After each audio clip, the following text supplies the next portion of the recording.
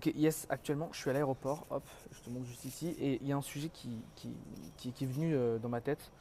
J'étais en train de déposer mes bagages et je me suis dit il faut absolument que je parle de ce sujet.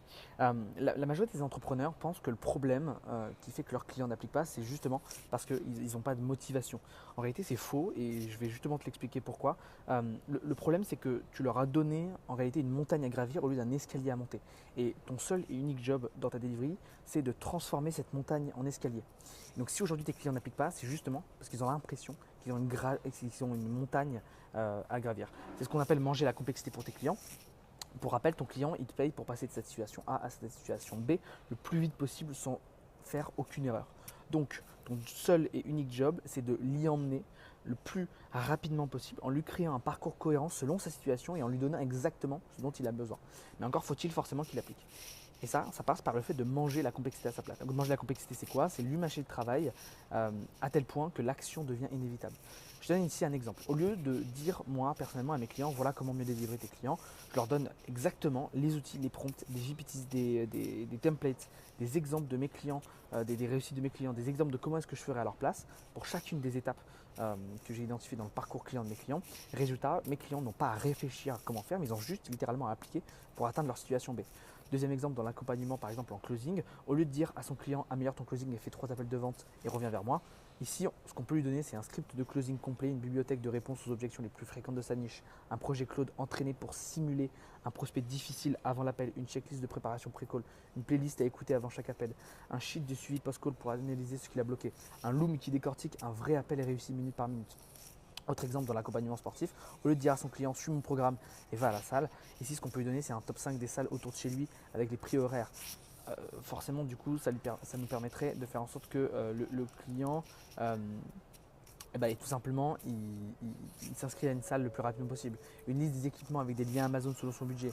Pareil ici pour faire en sorte que ton client, il ait plus rapidement possible une tenue adéquate. Un template de suivi de séance à remplir en 2 minutes. Des idées de recettes rapides selon son profil pour qu'il suive sa diète sans trop d'efforts. Par exemple, on pourrait même donner des versions de cheat meal mais plus saines pour qu'il ait constamment des solutions. On pourrait même donner par exemple, je sais pas moi, une masterclass sur comment faire en sorte de manger sainement au restaurant. Bref, encore une fois, on doit manger la complexité pour ses clients, pour que tes clients ils appliquent. À aucun moment, ton client doit se demander quoi faire. Donc mets-toi dans la peau vraiment de ton client sur chaque mini-étape entre sa situation A et sa situation B, d'où l'importance de cartographier exactement toutes les étapes, les mini-étapes et les sous-étapes. Demande-toi comment est-ce que tu peux rendre l'action tellement évidente que ton client se sent bête de ne pas la faire. Alors Mozil dit cette phrase avec les offres qui est de avoir une offre tellement irrésistible que la personne se sent bête de la refuser. C'est pareil dans la delivery. Et dernière chose, regarde comment est-ce que les meilleurs font en dehors de ton marché. Moi je sais que j'adore m'inspirer des aéroports. Pourquoi? Parce que justement ils ont un parcours client, une delivery optimisée leur permettant déjà, première chose, à tous les clients sont satisfaits. Moi aujourd'hui, là j'ai mon avion en 40 minutes. Je suis arrivé à l'aéroport et 40 minutes après, je suis là en train d'attendre mon avion. Et surtout, ils ont énormément de clients et donc du coup c'est extrêmement intéressant de s'inspirer d'eux parce que c'est justement les meilleurs dans la delivery. Donc inspire-toi vraiment des systèmes qui délivrent à grande échelle sans sacrifier la qualité parce que ici l'objectif c'est pas juste que ça marche pour un seul client mais c'est que ça soit duplicable pour tous tes prochains clients. Si cette vidéo t'a plu, n'hésite pas à t'abonner. C'est gratuit. Encore une fois ici je pourrais même l'appliquer le fait de manger la complexité, c'est-à-dire te dire que c'est complètement gratuit. Ok, tu fais uniquement d'avoir un compte Google. Si tu es sur Safari ou si tu es dans une page externe, ouvre-la dans l'application YouTube ou va sur Google. Bref, va quelque part pour que tu puisses te connecter à ton compte Google. Une fois que tu es connecté à ton compte Google, tu vas pouvoir t'abonner. C'est complètement gratuit.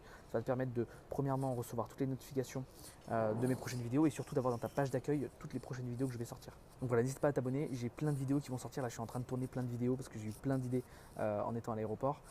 J'ai aussi plein de vidéos sur ma chaîne YouTube. Donc n'hésite pas à regarder et on se dit à la prochaine.